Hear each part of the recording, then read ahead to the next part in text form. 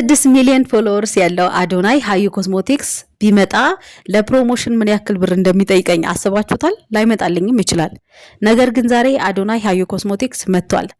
እንዴትና በምን አጋጣሚ እንደመጣ ላሳያችሁ። ብዙዎቻችሁ መሞከር የምትፈልጉትን ኔክሶ ባይ አዶናይ ሀዩ ኮስሞቲክስ ገብቶላችኋል።